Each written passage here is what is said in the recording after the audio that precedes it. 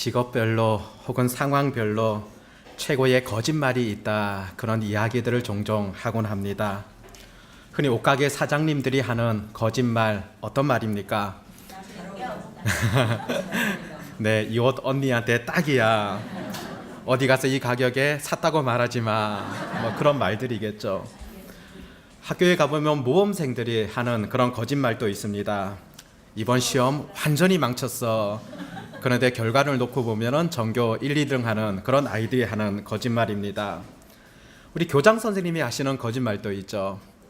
끝으로 또 마지막으로 뭐 그런 말들을 종종 하시곤 합니다. 중국집 사장님들이 하는 거짓말도 있죠. 늘 방금 출발했습니다. 뭐 그렇게 이야기하는 것이고요. 엄마들이 딸에게 하는 거짓말 가운데 대학 가면 살 빠지니까 지금 많이 먹어라, 그런 거짓말도 있고요. 또 웨딩 사진사가 하는 거짓말 중에 제가 본 신부님 중에서 가장 이쁘십니다, 그런 말도 하게 되어지죠. 또 일반적으로 우리가 많이 하는 거짓말 중에서는 우리 다음에 만나서 밥 한번 먹자, 그런 말들 참 기약 없는 그런 말이라고 볼 수가 있습니다. 어떤 사람들은 우리나라 문화를 가리켜서 거짓말 문화에 익숙하다, 그런 표현을 쓰곤 합니다. 우리 문화 속에 가만히 들여다보면 거짓말이라는 것이 뿌리 속에 또 뼈 속에 깊이 박혀 있는 그런 경우들을 종종 볼 수 있다는 것이죠. 어린 아이들이 어려서부터 즐겨 읽는 책 가운데 토끼전 혹은 별주부전이라 불리우는 그런 책이 있습니다. 삼국사기에도 기록이 되어져 있고요. 또 조선 후기에 이르러서는 판소리와 소설로도 유명한 그런 내용입니다. 자라가 용왕의 병을 고치기 위하여서 토끼의 간을 찾으러 무트로 나오게 됩니다. 자라는 토끼를 만나 가지고 이야기를 하죠. 용궁 안에 들어가면은 아름다운 구경도 하고 먹을 것도 많고 부귀영화를 누릴 수 있을 것이다. 온갖 감언이설을 통하여서 그 토끼를 유혹을 하게 됩니다. 그 말에 속아가지고 토끼가 왕궁 안에 들어가게 되어지죠. 그런데 들어가 보았더니 이것이 감언이설이었고 자기를 속이려고 했던 것을 느끼게 됩니다. 처음에는 속았지만 토끼가 2번 속겠습니까? 죽음의 위기를 모면하기 위하여서 내가 간을 밖에다가 빼놓고 왔다. 그래서 나가서 다시 간을 가져오겠노라. 그렇게 말을 하고서 그 위험을 잘 이기게 되어집니다. 자라는 거짓말로 토끼를 끌어들이고 토끼는 거짓말로 그 위험을 잘 모면하게 되어지는 그런 이야기인데요. 그 고전에서 무엇을 가르치고 있습니까? 그 이야기를 들으면서 어린 아이들이나 아니면 부모들이 이렇게 토끼와 또 자라와 같이 거짓말을 해서는 안 된다, 그런 교훈을 주고 있지는 않습니다. 자라의 입장에서 볼 때는 왕에게 충성하려는 마음을 가지면 어떤 거짓말도 용인할 수 있다, 그런 가르침이 우리 고대 문헌 가운데의 가르침이라고 볼 수 있고요. 왕을 위하여서는 어떤 거짓이라도 다 허용될 수 있다, 유교 문화적인 그런 모습들도 그 속에 잘 들어 있습니다. 토끼의 거짓말도 거짓말이 아니라 그것은 하나의 꾀이며 지혜라, 그렇게 가르치곤 합니다. 과거 한국의 역사를 들여다보면 거짓말이 마치 인정받게 되어지는 그런 경우들을 많이 볼 수가 있습니다. 사실 봉이 김선달 같은 인물, 얼마나 거짓말로 가득 찬 그런 인물이겠습니까? 그럼에도 오히려 재치와 지혜로서 인식되어져 왔던 것이 과거 우리 문화였고 우리의 모습이었다 보게 됩니다. 하지만 서양의 동화들을 보면 어떻습니까? 피노키오 같은 경우 어때요? 거짓말하면 코가 늘어난다, 그런 이야기를 담고 있고요. 또 우리가 잘 아는 이솝 이야기 가운데서도 늑대와 양치기 소년을 통하여서 거짓말이 주는 피해가 얼마나 큰가, 그것을 가르치고 있지 않겠습니까? 이런 차이가 벌어진 것은 기독교 문화 속에 있던 그런 민족들과 또 그렇지 않는 민족들과의 차이라 그렇게도 바라볼 수 있다는 것입니다. 초기 기독교 사상에 절대적인 영향을 주었던 아우구스티누스라는 그런 사람이 있습니다. 그 사람이 했던 유명한 말 가운데 타인을 구하기 위한 거짓말도 인류의 원죄이자 근본적으로 죄악이다, 거짓말이라는 것이 얼마나 큰 죄악인가를 잘 가르쳐 주었고 초대교회 사상에 그런 영향력을 심어 주었다는 것입니다. 과거에 보면 독립운동가였고 교육가였던 도산 안창호 선생님, 아마 우리 많이 들어보았을 겁니다.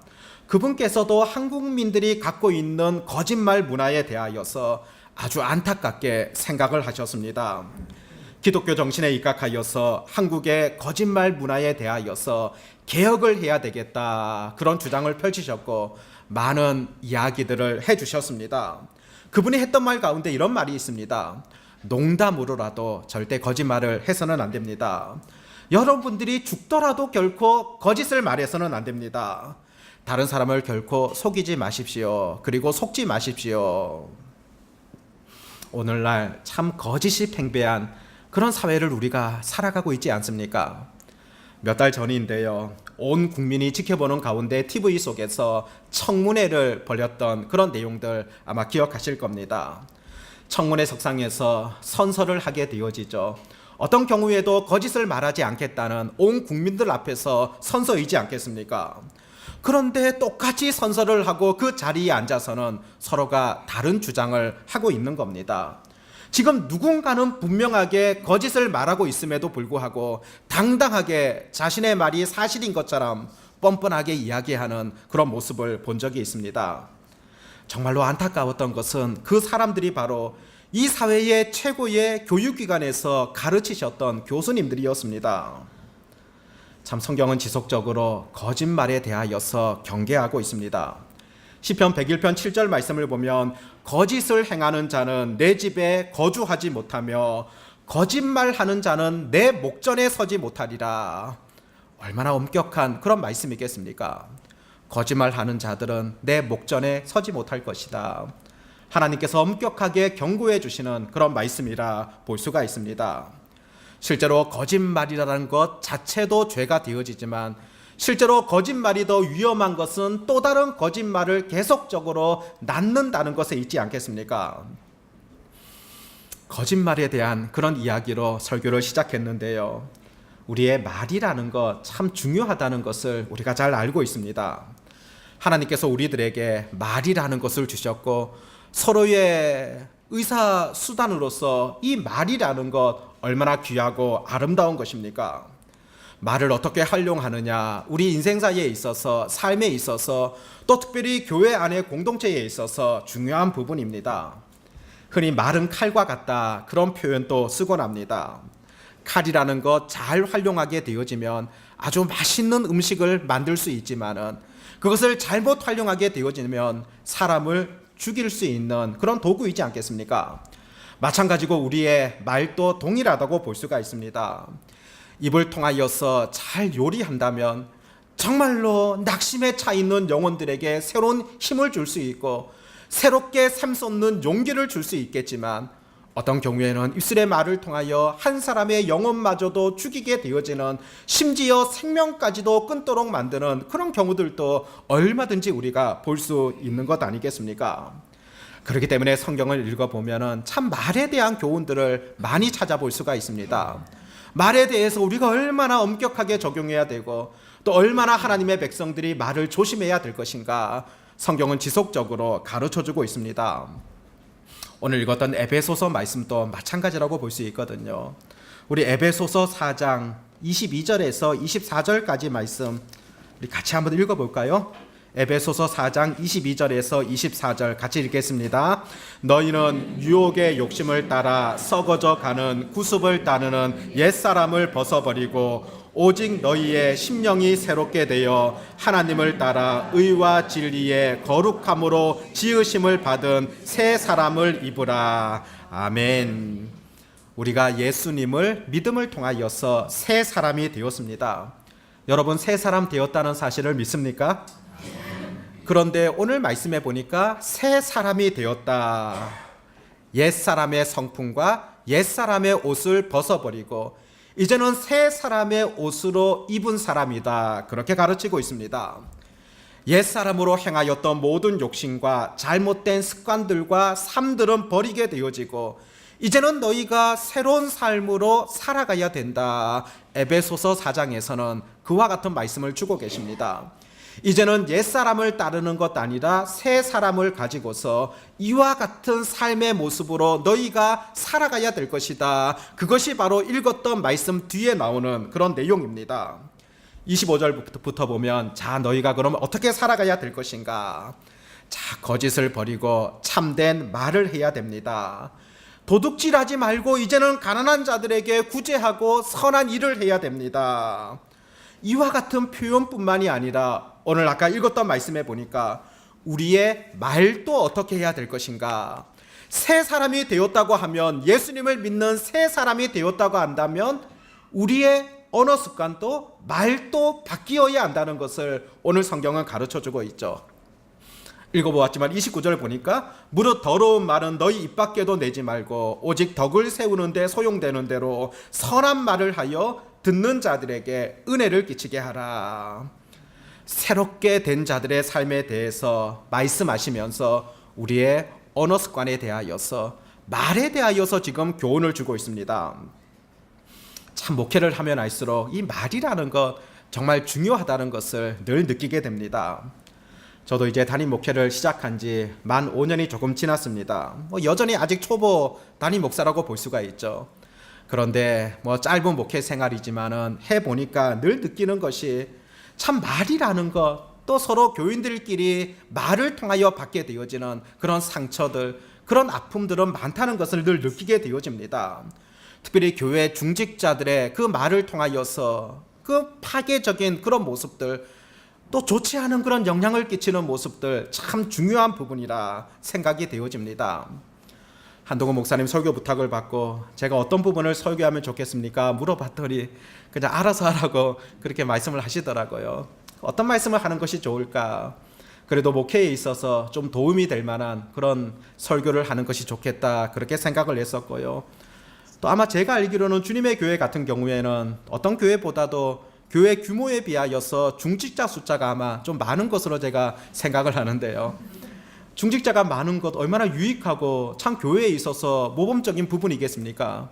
그런데 또 중직자가 많다 보면은 오히려 중직자들의 말을 통하여서 새로 오는 사람들이나 새가족들에게 좋지 않은 영향력을 끼칠 수 있는 가능성도 얼마든지 있다는 것이죠. 교회 안에서 흔히 말을 통하여 상처를 받았다고 했을 때 새가족끼리 말을 통하여 상처받는 그 부분보다는 오히려 교회 생활 오래 하신 분들, 또 교회 안에서 중직자 되시는 분들, 때로는 목회자들, 그들의 말을 통하여 상처를 받게 되어지고 교회를 떠나게 되는 그런 경우들이 많지 않겠습니까? 그런 점에서 우리 모두가 말에 대해서 중요하게 여겨야 되지만, 특별히 우리 주님의 교회, 특별히 우리 중직자 여러분들께서도 좀 말에 대하여서 바른 생각들, 정말로 내 말 한마디가 미치게 되어지는 영향력이 크다는 사실들을 결코 우리가 오늘 말씀을 통하여서 잊지 말고 또 결단하며 실천할 수 있었으면 좋겠습니다. 오늘 본문에 보니까요, 더러운 말은 너희 입 밖에도 내지 말라, 그렇게 가르칩니다.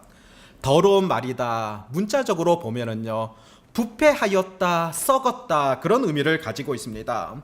즉 이 말은 다른 사람을 모략하는 말이며 죽이는 말이며 해를 가하는 말입니다.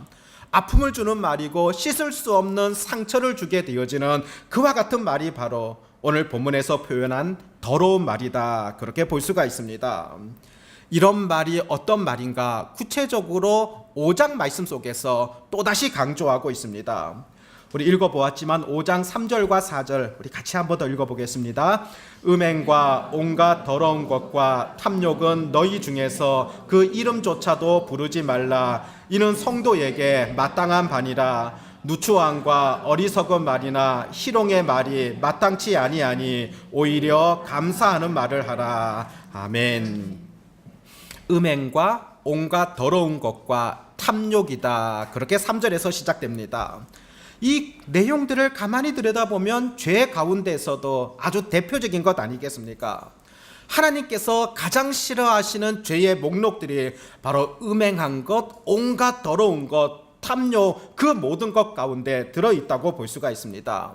죄의 근본이라고 볼 수 있고요, 가장 타락한 사람들이 행하게 되어지는 그 삶의 모습이 그대로 나와 있습니다. 뒤에 5절 말씀 속에서는 이런 죄를 지은 사람 하나님의 나라에 기업을 잊지 못할 것이다, 그런 표현도 보게 됩니다. 이 정도로 가장 큰 죄악이라는 것이죠. 그런데 이 큰 죄악과 더불어 언급되어져 있는 것이 말에 대한 부분입니다. 4절 말씀에 보니까 세 가지 말에 대하여서 지금 언급하고 있지 않습니까? 이와 같은 큰 죄 더불어서 이렇게 말하는 것이 하나님 앞에서 얼마나 큰 죄악인가, 그것을 지금 에베소서는 가르쳐주고 있습니다. 먼저는 누추한 말이라 그렇게 기록하고 있는데요, 이 누추하다는 표현은 천하다, 속되다, 그런 의미를 가지고 있습니다. 골로새서 말씀에서는 동일한 단어를 어떻게 번역했냐면 부끄러운 말이라, 부끄러운 것이다, 그렇게 번역을 하고 있습니다. 더러운 것이며 부끄러운 것, 그것이 바로 누추한 말, 천하고 속된 말이라 볼 수가 있습니다.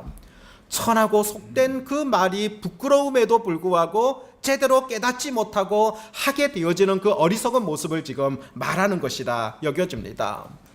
또 어리석은 말이다 그렇게 표현하는데, 죄악으로 인하여서 내 속에 있는 악한 생각들과 악한 마음들이 밖으로 표출되어진다, 그런 의미를 가지고 있습니다. 즉 내 속에 있는 악한 마음들이 계속적으로 입을 통하여 중얼중얼하고 표출되는 것, 이것이 바로 어리석은 말이 주는 의미라고 볼 수가 있습니다. 희롱의 말이다, 원래의 의미를 들여다보니까 재치 있는 농담이라는 그런 뜻을 가지고 있습니다. 그런데 그것이 지나치다 보니까 외설적인 내용들을 담게 되어지고요, 성적인 농담이나 독설을 하게 되어지는 그와 같은 것을 의미하고 있습니다. 그것이 바로 희롱의 말이다. 이런 세 가지 말들을 들여다보십시오. 다른 사람을 불편하게 만듭니다. 아픔을 주게 됩니다. 고통을 주게 되어집니다. 그런데 오늘 성경에서 분명히 이와 같은 말들은 삼가해야 될 것이다, 하지 말아야 될 것이다, 경고하는 것 아니겠습니까? 또 하나 생각해 볼 수 있는 것, 우리는 다른 사람을 비난하는 말들, 또 흔히 우리 공동체 속에서 일어나는 일들 가운데 자꾸만 말을 옮기게 되어지는 그런 경우들이 있지 않겠습니까? 더불어 살아가는 공동체에 있어서 아주 중요한 부분입니다. 우리 사람들은 죄성이 있다 보니까요, 다른 사람에 대해서 이야기하는 것 아주 좋아합니다. 그것이 좋은 이야기고 칭찬하는 이야기라면 얼마든지 괜찮은데, 그렇지 못하기 때문에 문제이지 않겠습니까?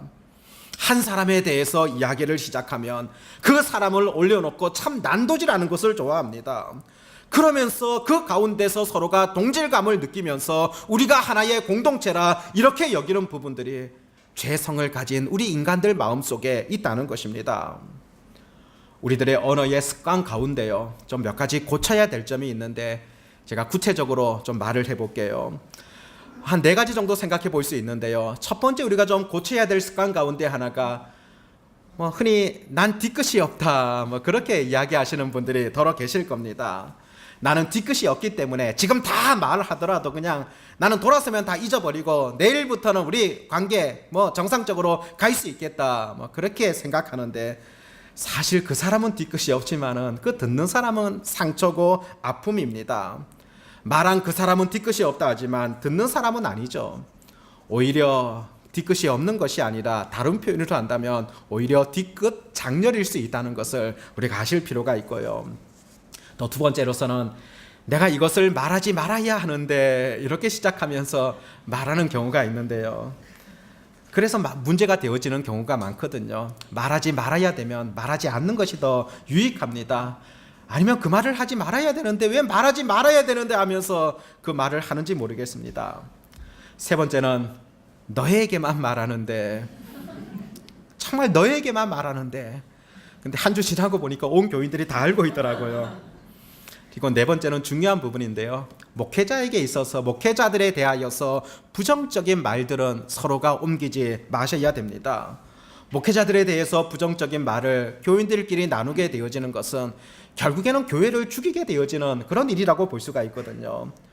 목사와 성도의 관계를 흔히 비유적으로 정확한 비유는 아니지만 대체적으로 목자와 양에다가 비유를 하게 되어지는 그런 경우가 많이 있습니다. 양은 어떻습니까? 목자가 들려주는 그 하나님의 말씀을 듣고서 신앙생활을 해 나가게 되어지고 영적인 꼴을 공급받는 그런 사람들 아니겠습니까? 만일 양이 목자를 신뢰하지 않는다면 양은 그 가운데서 온전한 생명의 꼴을 먹을 수가 없게 되어집니다. 그렇기 때문에 목자와 양의 관계라는 것은 지속적으로 정말 하나님의 은혜 가운데 꼴을 먹이게 되어지고 먹게 되어지고 그런 관계이기 때문에요. 흔히 교회 중직자분들 가운데서 새 가족에게 혹이라도 우리 교육자들에 대하여서 뭐 좀 좋지 않은 이야기를 한다거나 목사님에 대하여서 혹 헐뜯는 이야기를 한다거나 그런 말을 하게 되어진다면 그 영혼에게는 아주 파괴적인 것임을 우리가 아셔야 된다는 것이죠. 그런 말을 듣고 있을 때 그 목사님의 설교에 대해서 제대로 귀에 들어오겠습니까? 그러면은 목자와 양의 관계, 제대로 목양도 이루어지지 않는다는 것을 분명히 좀 아실 필요가 있고요. 혹 얼마든지 뭐 마음속에 좀 불편함이 있더라도 그것을 혼자 가질 수는 있겠지만 그 부분들을 가지고 서로가 공유하게 되어지고 또 신앙이 어린 사람들에게 이야기를 하게 되어지고 그것은 결국 교회를 무너뜨리게 된다는 사실들을 우리가 결코 아실 필요가 있고요. 다른 사람에 대하여서 부정적인 이야기들을 삼가셔야 됩니다. 흔히 말이라는 것이 어떻습니까? 어디 그대로 전달됩니까? 제가 예를 들어서 앞에서부터 뒤에까지 한 줄로 쭉 세워가지고요. 맨 앞에 분에게 어떤 문장을 이야기를 합니다. 그런 다음에 뒷사람에게 귓속말로 제가 전한 문장을 이야기해 보십시오. 그렇게 말하면 한 사람 한 사람 이렇게 전달되어지면서 저 뒤에까지 가게 되어지면 조용하게 이렇게 전달하다 보면은 처음에 제가 이야기했던 것하고 완전히 달라지게 되어지는 그런 경우들이 많거든요. 한 문장도 그냥 우리가 그냥 말을 전달하자 이런 경우도 그런데요. 부정적인 말이라는 것은 이것은 꼬리에 꼬리를 물게 되어지는 사람의 귀와 입을 거치면서 확대되어지고 또 더 나아가서 엉뚱한 말을 하게 되어지는 그런 경우들이 많이 생기지 않겠습니까? 사실이 아닌 것도 보태어지고요. 재미삼아 말을 추가하게 되어지고 또 좋지 않은 의도로 말을 붙이게 되어지고 결국에는 한 사람을 죽이게 되어지는 그런 경우들이 많이 나타난다는 것이죠. 그래서 잠언서 말씀에도 보면 아주 좋은 교훈을 우리에게 주고 있습니다. 잠언서 26장 21절 말씀을 보니까요. 숯불 위에 숯을 더하는 것과 타는 불에 나무를 더하는 것 같이 그 앞선 내용에 보면 말에 대한 교훈을 주다가 하나의 예를 듭니다. 숯불 위에다가 숯을 하나 더하는 것과 같다. 타는 불에다가 나무를 하나 더하는 것과 같다. 점점 더 확산시킨다는 것이죠. 점점 더 그 불을 더 크게 붙인다는 것 아니겠습니까? 바로 말이 그렇다는 겁니다. 엄청난 큰 불을 만들 수 있다는 것이기 때문에 어떤 사람에 대하여 부정적인 말들을 옮기는 일에 대해서는 극히 우리가 조심해야 될 그 부분 아니겠습니까? 어느 교회에서 있었던 일인데요. 얼마든지 우리 상황 속에서도 있을 수 있는 그런 일입니다. 어느 남자 성도님이 이제 교회에 처음 출석을 하여서 신앙생활을 시작했습니다. 새 가족이죠. 그런데 좀 시간이 흐르다 보니까 그 새 가족에 대하여서 좋지 않은 소문들이 들리기 시작합니다. 그분이 아내를 때려가지고 아내가 집을 나갔다. 그런 소문이었습니다. 소문이라는 것이 어떤가요? 돌다가 이 새 가족 귀에도 들어오게 됩니다. 충격이었죠. 그래서 이 새 가족이 내가 언젠가 좀 교인들을 만날 수 있는 기회가 있을 때 내 생각도 좀 말해야 되겠다. 그렇게 생각하고 있다가 어느 날 이제 그런 기회가 있어가지고 교인들에게 이렇게 말을 합니다. 제가 들어보니까요. 제가 아내를 때려가지고 아내가 도망갔다는 그런 소문이 들리던데요. 제가 여러분에게 하고 싶은 말이 있는데 첫 번째는 저는 아내를 때린 적이 없습니다. 두 번째는 제 아내는 집을 나가지도 않았습니다. 세 번째 중요한 것이 있는데 저는 아직도 결혼을 하지 않았습니다. 그런데 교회 안에 이런 소문이 있기 때문에 내게 맞은 아내는 집을 나갔다고 했는데 나는 그냥 교회에서 맞았기 때문에 나는 교회를 나가겠습니다. 그러면서 교회를 출석하지 않았다고 합니다. 교회 안에도 깜짝 놀란 것 아니겠습니까? 도대체 무엇 때문에 그런 소문이 퍼졌을까 역추적을 해보았습니다. 새가족분이요 혼자 살고 있었는데 결혼했던 여동생이 가끔 오빠를 위하여서 반찬을 해가지고 갖다 주는 겁니다. 그런데 오빠가 낮에 일하다 보니까 늦게 들어오니 이 동생도 늦은 시간에 이제 반찬을 해가지고 오빠 집에 가져다 주곤 했었습니다. 그런데 그 모습을 그 같은 아파트에 살고 있는 교인 한 사람이 보게 됩니다. 그렇기 때문에 당연히 결혼을 했구나 그렇게 생각했을 것이고요. 또 아내일 것이다 그렇게 생각했습니다. 그러다가 이제 교인들과 함께 있는 자리에서 이렇게 말을 합니다. 지난번 등록한 그 남자 세 가족 있지? 그 아내분 보니까 밤늦게 매일매일 어디를 나가더라고. 거봐, 왜 남자만 등록을 했는지 내가 좀 알 것 같다. 아내일 것이라고 생각은 했지만은 매일 나간다 이 말은 그냥 더 추가한 것 아니겠습니까? 어느 날에는 이제 그 동생이 남편과 함께 와가지고요, 남편은 그냥 아파트 밑에 기다리고 있고 동생이 얼른 이제 반찬거리를 오빠에게 갖다주고 내려와서 차를 타고 갔는데 또 마침 그 모습을 그 교인이 보게 되어졌습니다. 교인은 당장 다음날 아침에 친구들을 소집을 하게 되어지죠. 어젯밤 일을 또 신속하게 알려줍니다. 그 세 가족 부인이 있지, 맨날 늦게 나갈 때마다 내가 알아봤어. 수상하다 생각했는데 어젯밤에 보니까 어느 남자랑 차를 타고 밤늦게 어디 가더라고. 그래도 남편은 모르는가 봐. 어느 날에는 그 동생이 눈병이 나가지고 안대를 하고 또 오빠 집에 갔었습니다. 그 모습을 보았던 교인이 또다시 그 좋은 소식을 놓칠 리가 없겠죠. 그 다음날 교인들을 소집하여서 또 이야기를 합니다. 네, 그럴 줄 알았어. 결국 남편에게 들켜가지고 한 대 얻어 맞았나 봐. 그래서 저렇게 안대를 끼고 있는가 봐. 결국에 이렇게 일이 진행이 되어졌다고 합니다. 얼마든지 있을 수 있는 일이며 또 조심해야 될 그런 부분입니다. 다른 사람에 대한 좋지 않은 그런 이야기들 우리 그 사람 없는 곳에서는 결코 하지 말아야 됩니다. 좋지 않은 이야기 그 사람 없는 곳에서 자꾸 하다 보면은 그 말이 꼬리에 꼬리를 물게 되어지고 없는 일들도 만들게 되어지고 또 새롭게 그곳에서 창조되어지는 그런 말들이 있기 때문입니다. 결국에 말을 통하여서 한 성도를 잃어버렸다고 한다면은 이것이 하나님 앞에서 얼마나 정말 안타까운 그 모습이겠습니까? 우리의 말을 통하여서 우리가 모여가지고 이야기하는 그것을 통하여서 성도 한 사람을 잃어버릴 수 있다면, 잃어버리게 되어진다면 얼마나 안타까운 그런 현실이 되어지겠습니까? 우리 교회 안에서도 보면 말을 통하여서 좀 더러 실수를 하는 그런 경우들이 있을 겁니다. 어떤 분들 정말로 잘 신앙생활하는 그런 새가족에게 잘못된 말을 통하여서 상처를 주게 되어지고 더 이상 교회에 나오지 못할 뿐만이 아니라 교인들 왜 저래 하는 그런 인상들마저, 그런 마음들마저 깊게 심어주게 되어지는 그런 경우들도 있을 수 있는 것 아니겠습니까? 물론 교회 안에서 말에 대한 실수는 사실 목회자들이 제일 많이 할 수 있습니다. 말을 가장 많이 하기 때문이죠. 그래서 에베소서 말씀을 볼 때도 많이, 야고보서 말씀에서도 많이 선생이 되지 말라 그렇게 가르치고 있지 않겠습니까? 목회자도 마찬가지고요. 또 중직자들도 마찬가지입니다. 얼마든지 그럴 가능성들이 우리에게 많이 열려져 있기 때문이죠.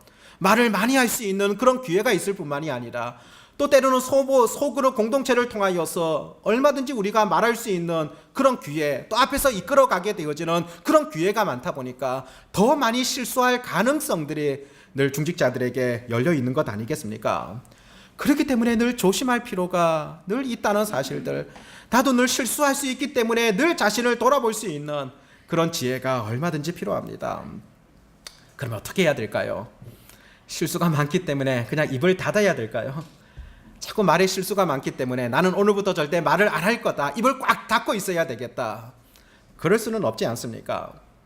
에베소서 말씀을 볼 때도 새 사람이 되어졌을 때는 너희가 부정적인 부분에 있어서 하지 말아야 된다 그렇게 하는 것이 아니라 도리어 무엇인가를 긍정적으로 하라는 것을 가르쳐주고 있습니다. 새 사람이라는 것은요, 무엇인가 하지 말아야 되겠다 늘 그렇게 다짐하는 것 아니라 적극적으로 내가 무엇을 해야 된다, 그것이 바로 새 사람의 삶의 모습이라는 거죠. 그래서 도적질하지 말라 거기에 그치는 것이 아니고요, 오히려 좀 선한 일들을 많이 하라, 베풀라 그렇게 가르치는 것 아니겠습니까? 오늘 말에 대해서도 마찬가지라고 볼 수 있는 거죠. 오히려 말을 하지 말아야 된다 그것이 아니라 선한 말을 통하여서 듣는 자들에게 은혜를 끼치게 하라. 적극적으로 우리가 선한 말들을 많이 함을 통하여서 더 그 공동체를 은혜스럽게 만들어 가야 된다는 것을 성경은 가르쳐주고 있습니다.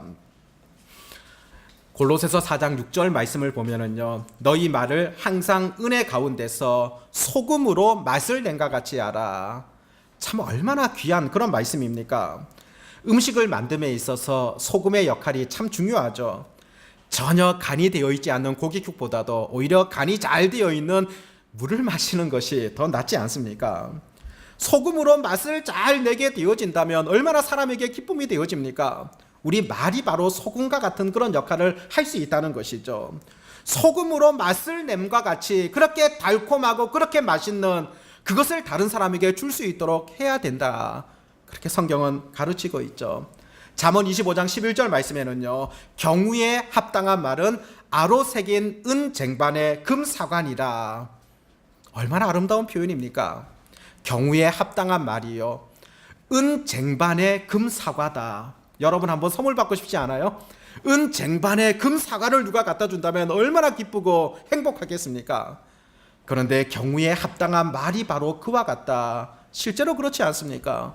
참 좋은 말들 한마디씩 들을 때마다 힘이 되어지고 위로가 되어지고, 낙심했다고도 말 한마디에 정말로 나도 모르게 힘이 솟게 되어지는 그런 경우들이 있지 않습니까?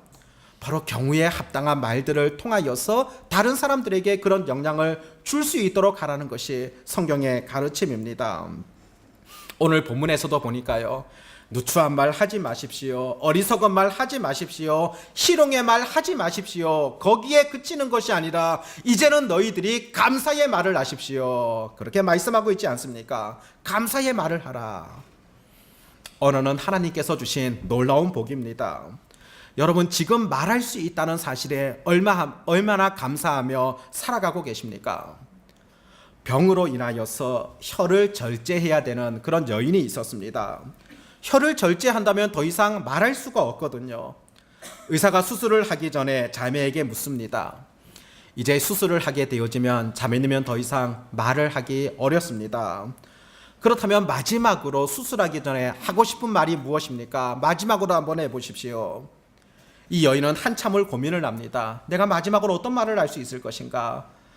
수술하기 전에 내가 어떤 말로써 마지막 말을 하게 될 것인가? 그러다가 이 자매가 결정을 합니다. 마지막은 찬양을 합니다. 나 같은 죄인 살리신 주 은혜 놀라와. 찬양을 마지막 말로써 그런 남기게 되어집니다.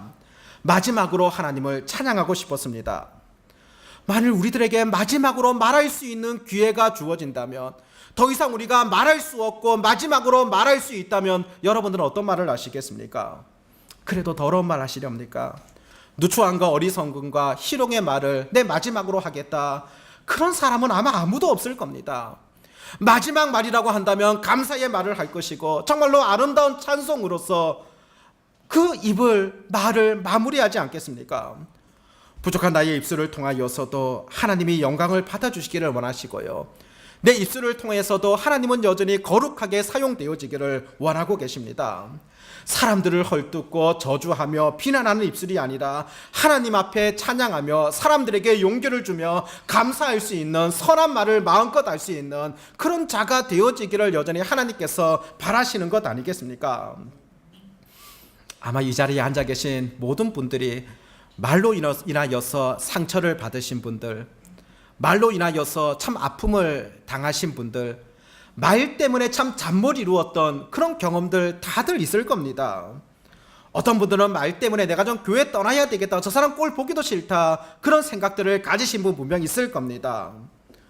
물론 듣는 자들에게도 문제일 수 있겠지만은 우리는 말의 상처를 알기 때문에 혹 나를 통하여 그런 말들이 들려지지 아니하도록, 나를 통하여 좀 그런 상처를 받지 않도록 우리가 지속적으로 좀 노력해야 되는 것 아니겠습니까?